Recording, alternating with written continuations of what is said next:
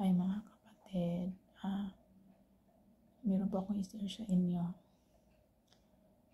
Pamilya ko pala, hindi pala nakaalam sa magtagalog lang ako para maintindihan ng lahat sa manonood. Meron po akong sakit, meron akong capillary thyroid cancer. At kinuha na siya, yung mga bukol, yung cancer ko. Hindi ito alam ng pamilya ko. Lahat ng pamilya ko walang nakaalam. Hindi ko to, nag-dry yung lips ko. Hindi ko to sinabi sa kanila. Kasi, iba kasi yung paniniwala nila. Ay, hindi yung iba yung paniniwala. Yung paniniwala nila sa ating Panginoon ay hindi pa lubos. Kaya hindi ko sinabi. Ayaw kong madagdagan yung kasalanan nila. Kaya i-share ko to sa inyo mga kapatid. Kung gaano kabuti ang ating Panginoon. Ilang beses niya akong niligtas. Una yung kailan yun? December 1, 2019, nasisaryan din ako nung time na yon. Sa awa ng Diyos, nakaligtas po tayo. Tapos ngayon, December 1, 2024, muli tayong nandito sa ospital. Nagkasakit naman tayo. At lahat po ng pangyayari sa ating buhay, may purpose po si God, may plano po si God. Sobrang bait niya. Kahit makasalanan man tayo, palagi niya tayong pinagbibigyan. Binibigyan ng pag-asa, magbago. Ayan. Binibigyan niya tayong magbago, magbalik loob sa Kanya. Huwag po nating isipin na hindi po tayo mapapatawad ng ating Panginoon. Lagi po siyang napapatawad. Ang Panginoon, pag lumapit ka sa Kanya, ay papatawarin ka niya agad. Ang ating Panginoon ay hindi tulad ng ibang tao o magulang natin o kapatid natin o kaibigan natin na pag maghingi tayo ng tawad,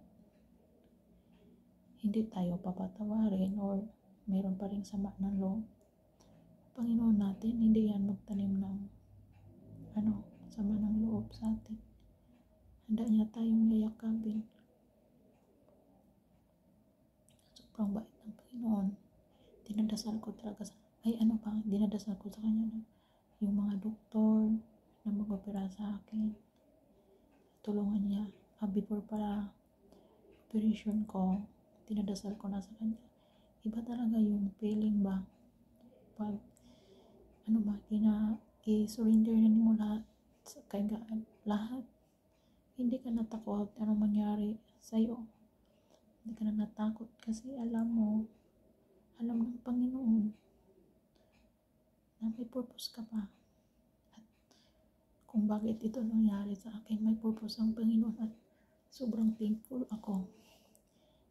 Sobrang thankful ko talaga. Hindi ako nabibiro. Thankful ako na may sakit akong ganito.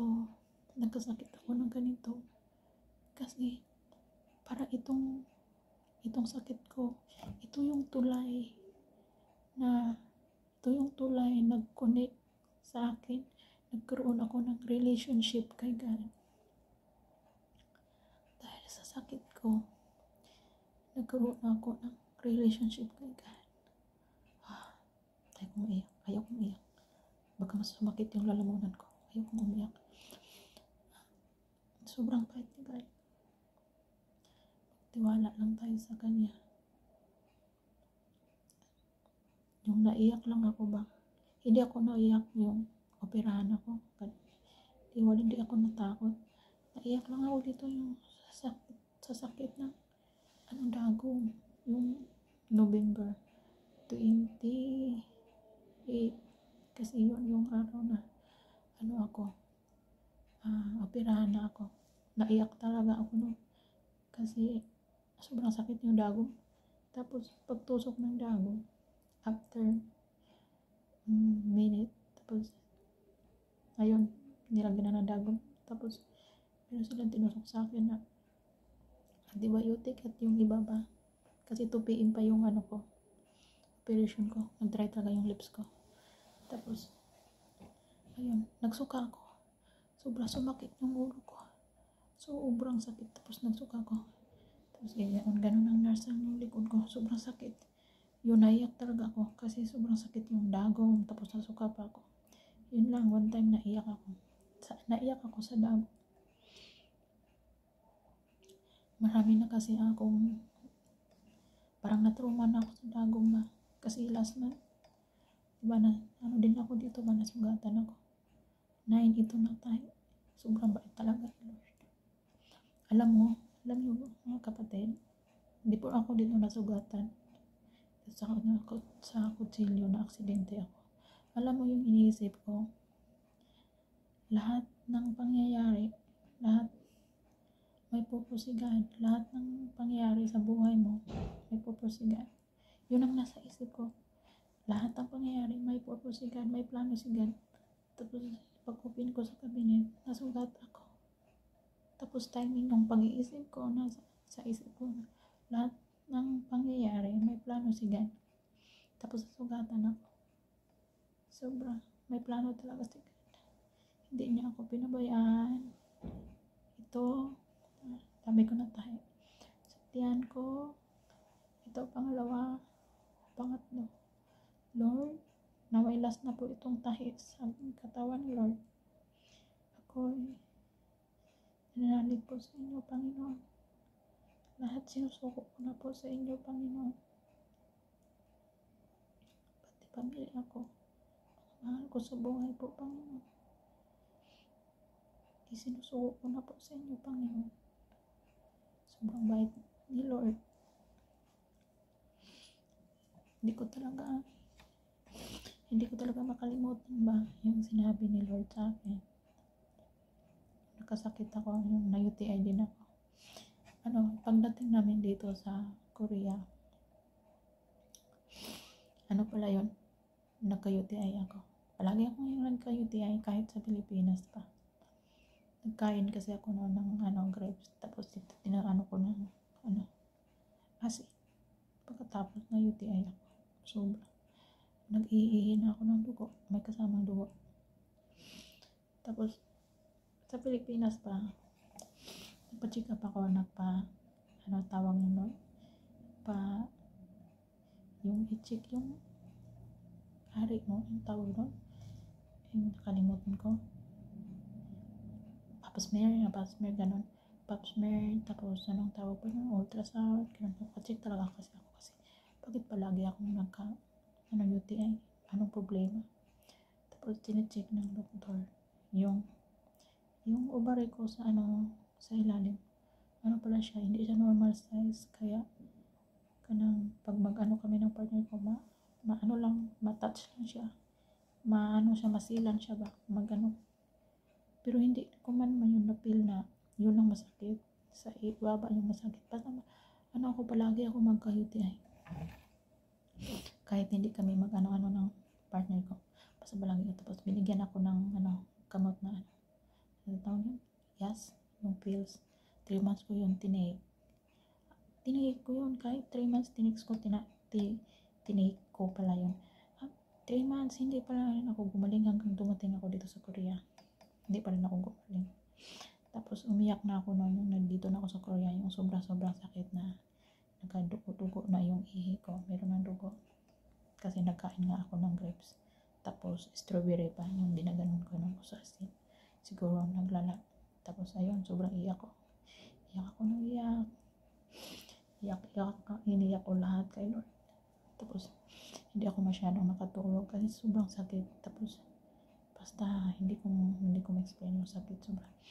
Tapos nakatulog ako mga 12, siguro konti lang. Nakatulog ako Tapos sabi ng Panginoon, I answered all your prayer, but you wait. Ay, sabi, English pala yun, sabi niya, I heard all your prayer, ganun pala, I heard all your prayer, but you wait. Sabi niya, hindi ko pa yun alam na meron pa akong cancer na hindi ko pa yun alam. Tapos nawala agad yung paggising ko. Wala na yung giti ko. Okay na, normal. Tapos, sabi ng partner ko, mga May siguro ata yun. Tapos, yun? Mga April yun. Tapos, mga May, ilang taon na akong nagdasal. Sa partner ko na magbago na siya. Maghinto na siya sa panigarilyo. Sa Davao pa kami, pinagdasal ko na siya. Yung bago pa lang kami nagkilala, pinagdasal ko na siya na maghinto na siya sa panigarilyo. Kasi masama sa amin, sa akin, kay William. Tapos siya kay William, naghahawak. Tapos naglapit. Tapos ayaw ko magkasakit kami. Tapos yun, ayaw ko din magkasakit siya. Mga ilang taon yun, pinagdasal ko. Minsan nawala na ako ng gana. Sabi ko, Lord, ikaw nang bahala sa kanya, Lord. Tapos minsan, nawala na ako talaga ng gana kasi ilang taon ko yun pinagdasal. Hindi talaga siya natibag. Hindi talaga siya natibag ni Papi, talaga siya kay Satan. Grabe si Satan. Tapos, ayun. Pinagdasal ko. After May, this May,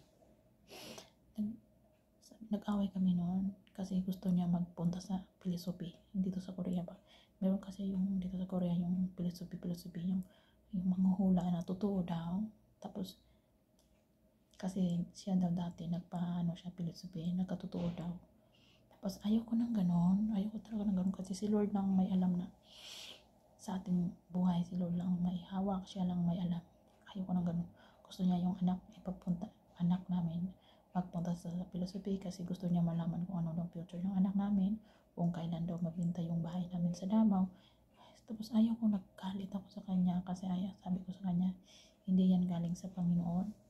Ang Panginoon lahat ng pangyayari, lahat ng gusto natin ibibigay niya. At magtiwala lang tayo sa kanya, magantay ka lang kung kailan may tamang may tamang panahon. Sabi ko sa kanya, huwag kang mamadali at huwag mong ilalapit yung anak natin sa philosophy. Huwag mong pakailaman yung future niya. Ang Panginoon ang may hawak sa kanyang future. Sabi niya, hindi, magpunta ako sa philosophy. Sinulat pa niya yun. Meron siyang kalendaryo. Iba kasi yung partner ko kasi sinusulat niya sa mga kalendar, sa notebook. Nagsusulat yan siya, parang nakaschedule ba. Tapos, ayaw ko, hindi ko siya kinibuan. Tapos, nag-uwi. Hapon na. Sabi niya, hindi ako nagkibog-kibog sa kanya. Honey, stop smoking. Ay, akala ko binibiro lang ako. Kasi dati nag-stop na yan 1 month. Bumalik. Kaya, hindi ko siya pinansin. Honey, stop smoking. Uli, sabi niya. May galing ako ng barangay. Sabi, galing daw siyang barangay. Nagpunta daw siyang barangay. Tapos, nagpunta sa hospital. Pa-check up daw siya. Tapos, para mahinto yung si panagirla. May dala siyang plastic. Tapos, tinignan ko. Ay, meron nakalagay dito ng malaking notebook galing sa barangay. Stop smoking. Tapos, mayroong mga gamot, mga candy, mga pads, dami. Nashock ako ba? Pagkagabi na umiyak talaga ako. Nag-thank you ako kay Lord. Ilang taon ko yun pinagdasal. Ilang taon yun. Totoo pala yung sinabi talaga ni Lord sa akin na mas lalo akong umiyak. Kasi yung nag-iyak ako nang iyak noon. Sabi niya, kasi nag-thank you ako kay Lord, nag-iyak ako. Hindi niya alam bakit ako umiyak. Tapos, sabi niya, gusto mo ngayong Sunday magsimba tayo? Ginanon pa ako. Sobra. Iyak na ako ng iyak kasi pinagdasal ko din yun na sumama siya sa akin na magsimba. Kasi nagpupunta na ako sa simbahan dito sa Korea. Hindi siya sumama. Tapos pinag-pray ko lang. Pinag-pray din siya ng mga kasama ko sa church na magsama siya. Tapos sabi niya, gusto mo ngayong Sunday? Punta tayo sa church. Magsama na siya sa akin yun. Tapos yun ang hiniling ko sa Panginoon na kaming tatlo magsimba. Sobrang iyak ako ng iyak. Grabe. Grabe talaga yung totoo yung sinabi ni Lord sa akin na I heard all your prayer but you wait. Kailangan kong magantay. Lahat binigay na ni Lord yung mga prayers ko. Wala pa akong alam noon na to na may cancer ako. Wala pa akong alam na. Tapos ayun, mga ilang months. Sabi niya, August uwi tayo. Sabi ko, okay. Naka-impake na yung mga damit namin. Tapos biglang naisip ko, ay, mag-aral man si Liam. Tapos sabi niya, yung balak niya, ako mag-uwi, si Liam mag-uwi. Tapos siya dito sa Korea. Tapos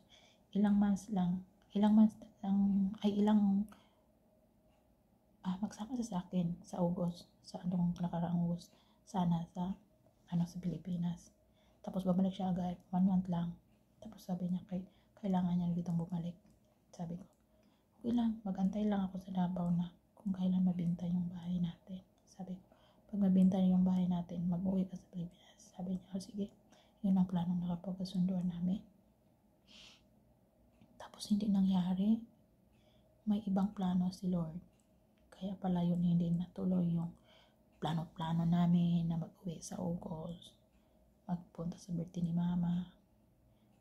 Kahit pala kanong plano-plano nyo, kung may plano si God, hindi talaga matutuloy kasi may plano si God na mas mahigit at importante. Ayun, hindi kami nakauwi ng August, September,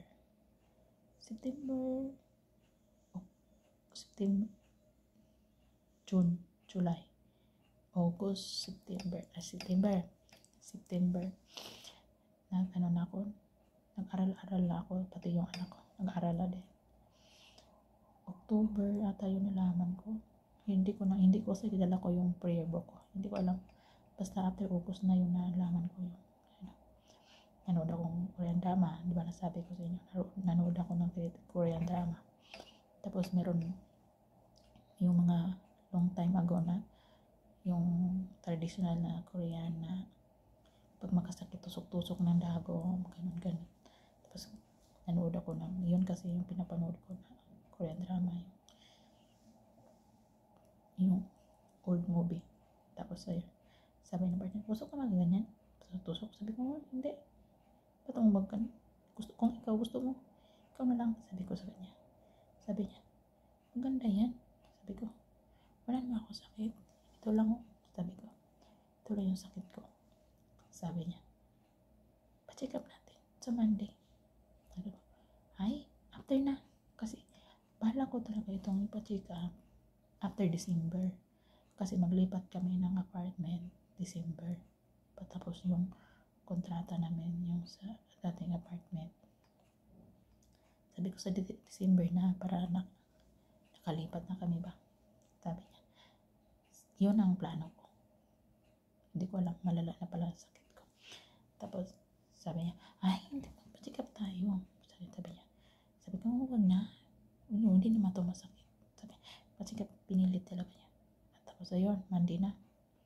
Pa-check up ako. Ultrasound. Tapos ayun, after ultrasound, ano pa yun, ginawa yun sa akin, chinecheck yung blood ko. Tapos biopsy. After biopsy, after 1 month, bumalik na naman ulit ako dito sa baba. Balik ako noon doon sa baba. Nagbiopsy ako. Tapos sobrang sakit. Meron siya nilagay dito. Tapos kinuha naman yung dugo ko. Unom siguro yun tube na ganito kalaki, ganito kalaki.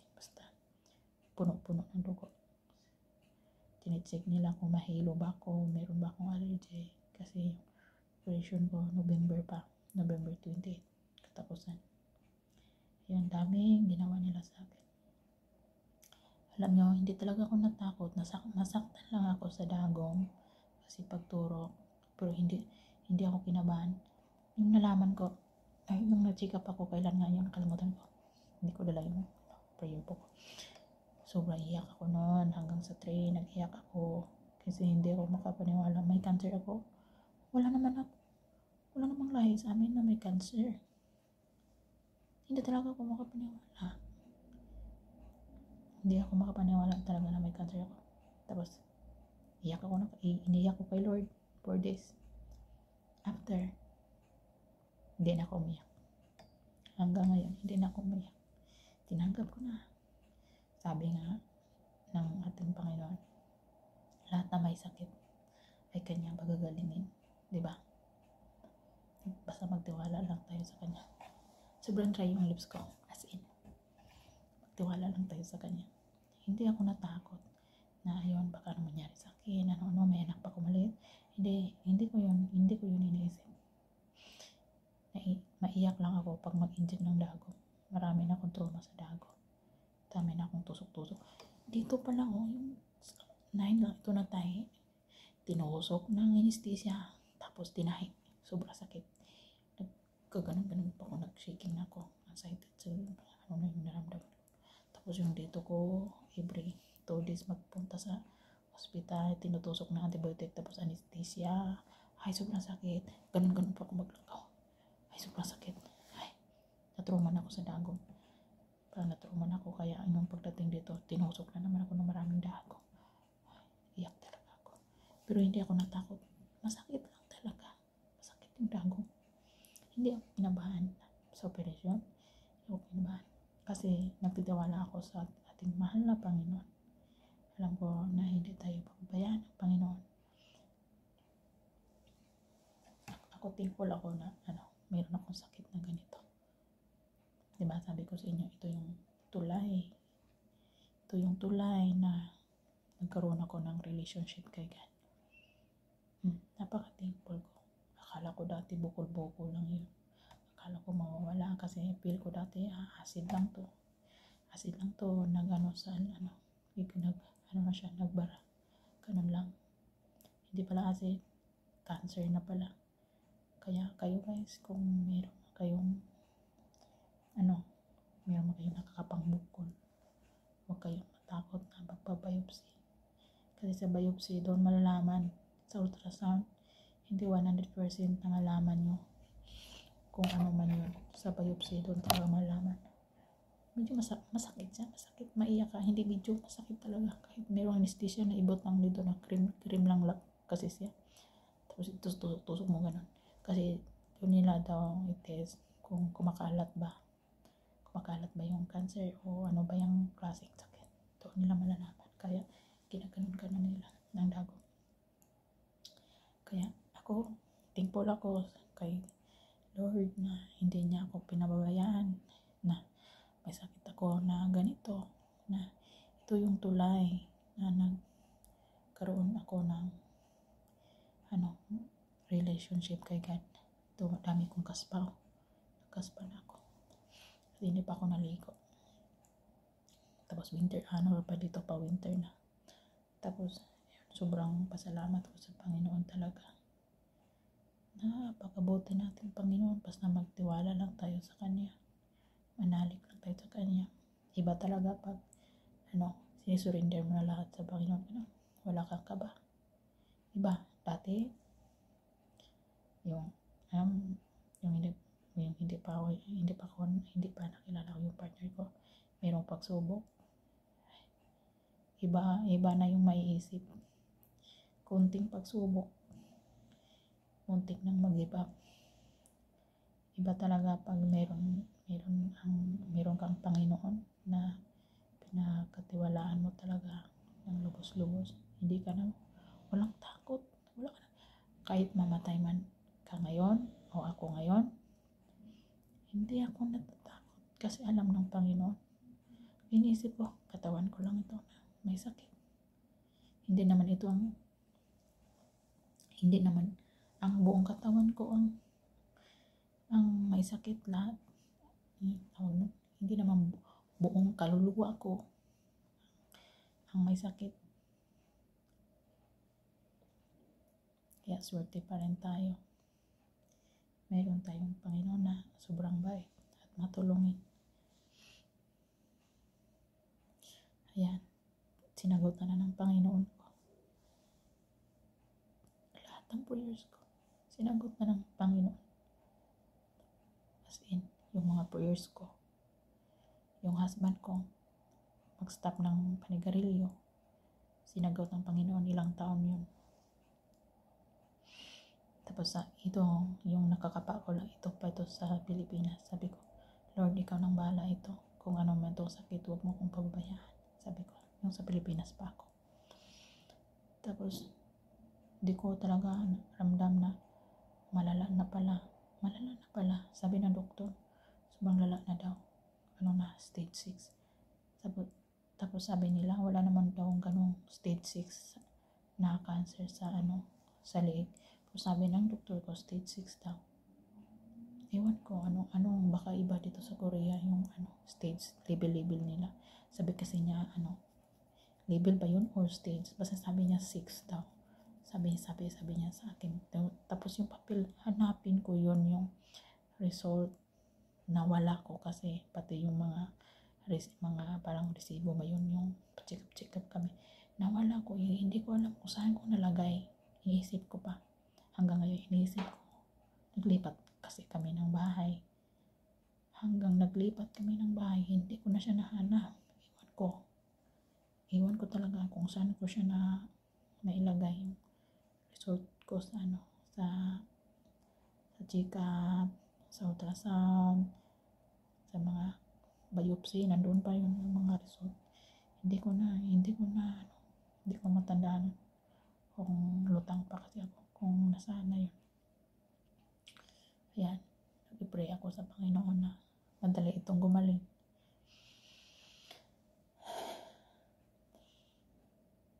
Ayan, kahit ako lang mag-isa dito, feel ko andito si Lord. Sinamahan niya ako, nakadlakad ako. Hindi talaga ako nag-iyak kasi nahirapan magbangon. Masakit yung dito ko, masakit. Pero kinaya ko. Kasi alam ko, nandito si Lord. Sinasamahan niya ako, hindi niya ako pinababayaan.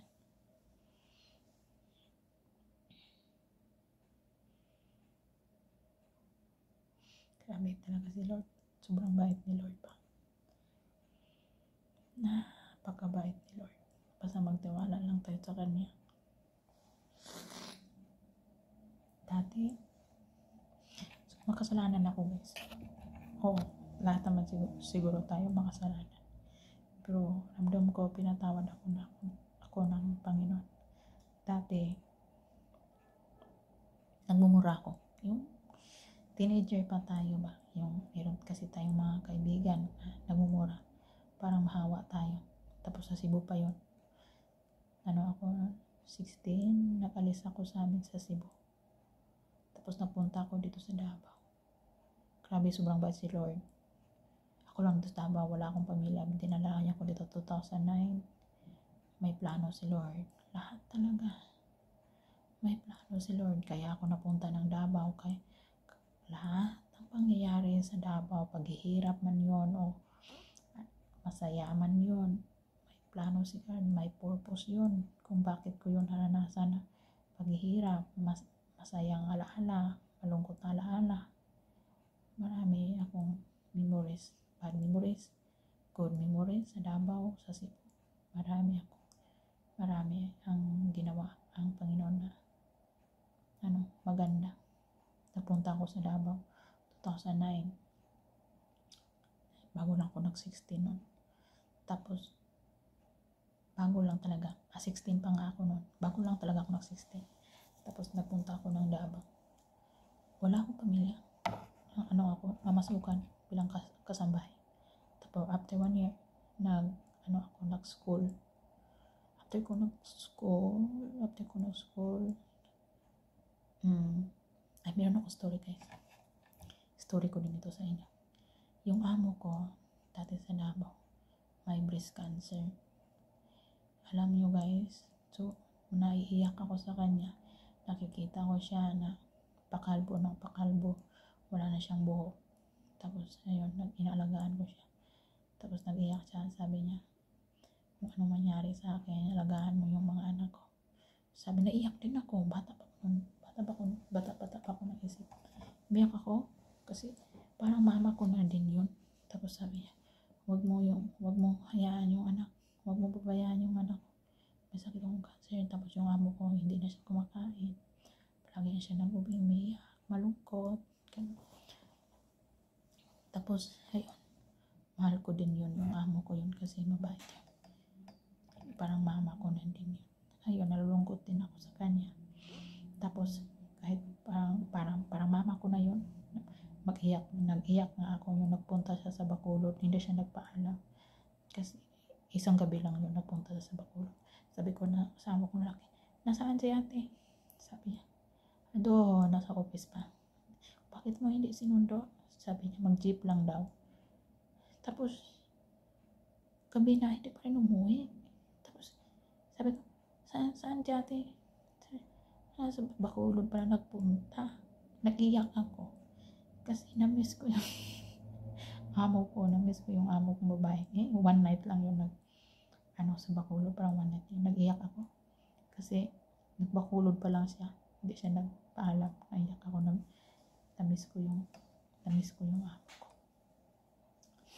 Parang mama ko na yun. So, mabait din. Ayun. 2016,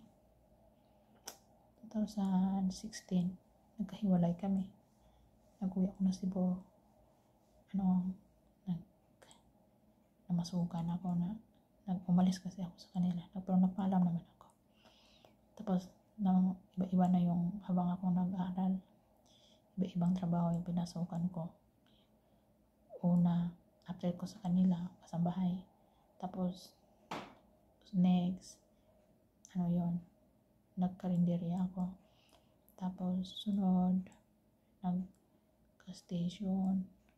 Sunod, ano pa yung mga tinarbaho ko? Station. Hindi ko, basta yung last kong matandaan, last kong trabaho, yung nakilala ko yung partner ko na doon ako sa mall. Nagsis lady ako. Ngayon, doon ko nakilala yung partner ko. Kaya pala, pinadala ako ng Panginoon 2009 dito doon sa Davao. Kasi yun pala ang dahilan. May plano si God after how many years.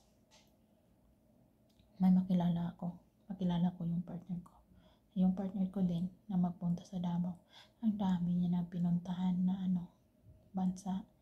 Nagbakasyon siya. Marami na siyang bansa na nagstay na naghanap siya kung saan siya komportable. Tapos sa Davao niya nagpunta din siya dati sa Manila. Tapos sa Davao niya next na napuntahan 2019. Tapos doon niya ako nakita. Tapos doon siya naka-decide na magstay. Nanirahan siya doon sa Davao. Tapos doon niya ako nakilala sa mall. Kasi nagtrabaho ako sa mall. Tapos ayun, sobrang bait ni pala ni Lord. Kaya pala ako nagpunta ng Davao sa murang edad. Maraming pagsubok. Minsan walang kain. Ayun, naranasan ko yun. Isang araw walang kain. Minsan isang tinapay lang. Minsan wala. Tapos may sakit ka pa. Siguro nagkasakit ka sa walang kain. Sobrang. Pero kahit paano, hindi ako pinabayaan ni Lord. Sinire ko ito para masabi ko sa inyo na hindi ako pinabayaan ni Lord. Hindi ako nawala. Kahit mabuhay pala tayo, kahit wala tayong kain, tubig-tubig lang. Habang nag-aaral ka pa, nagtrabaho. Sobrang hirap ng buhay, pinagdaanan ko na yun. Pero hindi ako pinabayaan ng ating Panginoon. Andun siya palagi sa akin. Lagi niya ako sinasamahan. Hanggang dumating tayo dito sa Korea. Dati nangarap lang ako na ditong factory worker. before ko nakilala yung partner ko, nag-aral pa ako ng Korean language, 14 days lang yun. Tapos, kasi gusto ko magpunta ng Korea, gusto ko mag-factory worker. Tapos, hindi yun nangyari kasi nakilala ko yung partner ko. Tapos, sabi ng partner ko na bakasyon tayo sa Korea 2 months. Tapos, hanggang umabot 5 months, 6 months, 7 months. Umabot na tayo ng 7 months. Hindi pa tayo nakauwi ng Pilipinas. Hanggang nalaman natin na may sakit tayo. Kahit pa paano, hindi tayo pinabayaan ni Lord. Ayan, sa sobrang daming pagsubok ng pagdaanan ko, sobrang thankful ako kay God. Hindi niya ako pinabayaan. At dito siya palagi. Dito siya palagi na sinasamahan niya tayo. Hindi tayo nag-iba. Basta manalig lang tayo sa kanya palagi. Walang impossible kay God. Diba? Dati, akala ko impossible na yung mag-stop na yung partner ko sa pinagarilyo, diba? Napaka-imposible. 20 years old pa siya nag-stand ng panigarilyo. Tapos pahintuin ko, diba? Tapos hindi talaga ako nawala ng pag-asa. Nag-pray ako kay God. May gabi man akong hindi makapray, pero nag-pray pa rin ako. May mga ilang gabi, hindi na ako. Hinayaan ko na siya. Lord, ikaw na bahala sa kanya. Sabi ko, matigas. Hindi nakikinig. Hindi talaga. Hanggang siya na kusang nag-miss ko. Kasi pinipray ko na, Lord, ikapa yang kasing-kasing, Lord. Iparealize sa iya, Lord, na mag-stop na sa iyang pinagarilyo, Lord. Para na po na siyang kalusugan. After how many years, diba? Sinagot ng Panginoon ang ating dasal. Basta magtiwala lang tayo sa Kanya. Manalig. Walang imposible kay God. Mag-pray lang tayo. Mag-pray lang tayo sa Kanya. Lord, thank you. Thank you, Lord. Dugay na ko gusto mag-share ba? Pero wala ko yung kusog basta mag-share ko. Before katong wala pa ko na-operahan kay mangurog ko ba? Mawadan ko. Kusog. Mawadan ko. Di ko dagan kayong ipangingon si Lord na ipanghatod na mga mensahe. Wala ko kusog. Mangurog na yun ko. Karon after operation. O diba? Wala pa ganita na ayo. Nakapag-share na ta. Kanang nahanatay kusog ba? Kanang nahanatay kusog na si Lord. Nag-pray po ko before ko nag-video na banan ko ni Lord sa anin na video. Yan, lang na ako maingon sa inyo guys, manalig lang tayo sa kahit anumang sakit mo ngayon, kahit anumang problema mo ngayon, idasal mo yan sa ating Panginoon. Manalig po tayo sa Panginoon. Huwag tayong mag-alinlangan sa Kanya, magtiwala tayo sa Kanya. Kahit naghihingalo ka man ngayon, kahit sa tingin mong napaka-imposible na, walang imposible kay God. Lahat posible sa Kanya. Magtiwala lang tayo sa Kanya. Kung anong sakit mo ngayon, sa tingin mo na hindi ka na gumaling, magtiwala ka lang sa Panginoon. Gumaling po tayo. Lahat ng may sakit ay kayang pagalingin ng ating Panginoon. Basta magtiwala lang tayo sa Kanya. Ngayon, wala na tayong cancer, wala na tayong bukol. Ang atin lang ngayon, magpagaling. Gumaling na itong sugat. Pag gumaling na itong sugat ko, wala na tayong sakit. At sa heaven, wala dong sakit. Walang problema doon. Napakasaya doon. Hindi ka magugutom. Walang doon, walang tawag nun, hindi ka na magutom, hindi ka na mahirap. Walang mahirap doon. Lahat doon, masaya. Kasi ang ating Panginoon ang nagbigay ng kasayahan. Kaya yung hindi, kung sa tingin mo hindi ka mapapatawad, kung ano man yung kasalanan mo ngayon, lumapit ka sa ating Panginoon. Kung ano mang problema mo ngayon, lumapit ka sa ating Panginoon. Ang ating Panginoon ay nag-aantay sa iyo. Handa kanyang patawarin. Basta lumapit ka lang sa kanya. By the way guys, pinagdasal ko din yung pamilya ko na naway pagbalik ng ating Panginoon na si Jesucristo, before siya bumalik, kasi magbalik siya, di ba? Second coming. Before siya magbalik sa second coming, pinipray ko talaga na naway ang aking mga pamilya, kapatid, kabarangay, kabaryo, kabansa, ating kababayan, sila magbago, manalig sa ating Panginoon. Isa lang po ang ating Panginoon guys. Huwag tayong lalapit sa mga patay. Huwag tayong lalapit, patay na yun, wala na yung kapangyarihan. Na yan ng Panginoon, ki-judge na yan ng Panginoon kung saan siya, kung buhay pa siya, naging mabuti siya, andun siya sa heaven. Kung masama siya, yung buhay pa siya, andun siya sa inferno. Yung dalawa lang ang ating puntahan. Kaya huwag tayong lalapit sa mga patay. Sabi ng Panginoon, di ba? Kung sino man yung lumalapit sa mga patay, sa mangkukulam, manghuhula, iba pa yun, ay tinatakbo ng Panginoon, hindi kilala ng Panginoon. Gusto mo ba yun guys? Mga kapatid, gusto mo ba yun? Na itakbo kayo ng Panginoon, hindi kayo kikilanin ng ating Panginoon? Ganun din ako before. Patay naman, diba, yung papa ko. Nagbisita ko sa cemetery, pa, tulungan niyo ako pa. Makaya ko to. Ganun, diba? Anong panahon na yun? Hindi ko pa alam.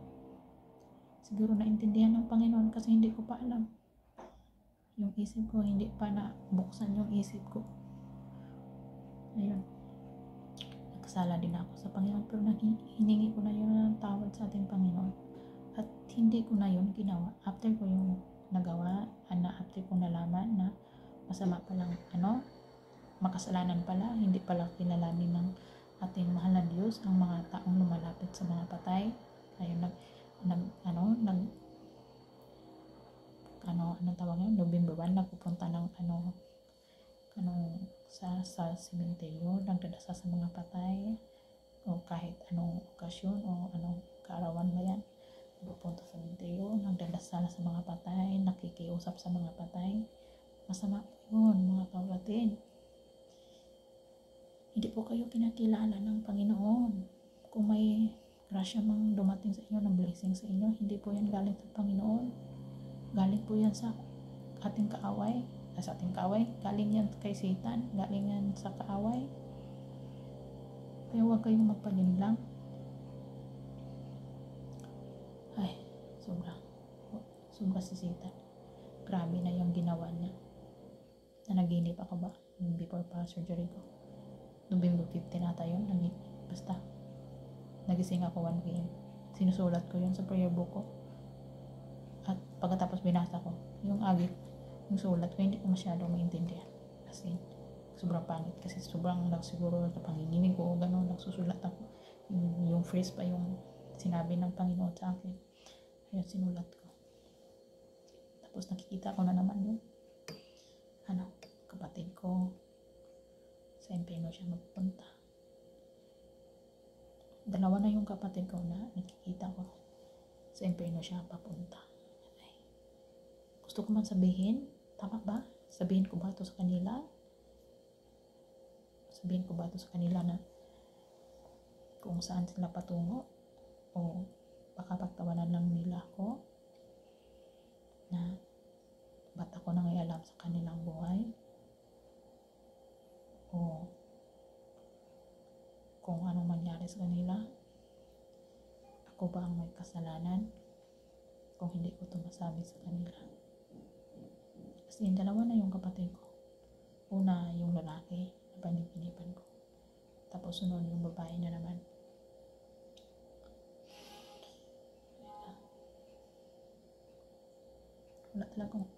Wala akong lakas magsabi sa kanila. May panagutan ba ako kay Lord pag hindi ko to masabi sa kanila? Minsan nasabi ko kay Lord ba, Lord, ba't ako? Minsan nasabi ko yan kay Lord, wala akong lakas Lord, bakit ako Lord? Kasi meron din sinabi si Lord sa akin, lugar, nandito na ako sa Korean, sinabi Lord, magpunta ka doon, sabihin mo, magpunta ako sa lugar na yun, ano yun? Sa amin yun, malapit sa amin, sa probinsya, ano yun, sa Malubuyok, tawag namin, may barangay sa amin, Malubuyok. Pagpunta ka doon, sabihin mo, ito ang sasabihin mo, sinabi ng Panginoon, maraming sinabi ng Panginoon. Sabihin mo ito sa kanila. Tapos sabi ko kay Lord, pag-isip, Lord, ba't ako? Dito ako sa Korea, Lord. Paano ko ako makapunta dito? Doon, Lord. Basta malayo ako. Kahit andun pa ako sa amin, sa Cebu. Hindi nga ako nakapunta ng lugar doon kasi maraming mamatay tao doon. Gaganunan ka lang, patay ka na. Titigan ka lang, mamatay ka na. Muntik na ako mamatay. Yung medyo sa Mailing, napunta din ako sa Mailing dati. Yung bibingka, nilagyan ng tawag nila, palatay. Kanan nantukan yung kuko ko. Anong tawag nila? Nahiluan ako. Naglagom na akong mga kuko. Naghihingalo na ako. Sawa ng Panginoon. Pinagaling din ako. Bata pa ako nun. Siguro nasa 14 years old ako. Napalatayan ng kasi dyan banda maraming mamatay tao. Tapos nanaginip ako na sabi ni Lord, magpunta ka doon. Ito, sabihin mo na malapit akong bumabalik. Magbalik loob sila sa akin, mag-repent sila. Sabi na nahirapan ako magtagalog. Sabi ng ating Panginoon, lahat na mag-repentance before ako bumalik ay maligtas,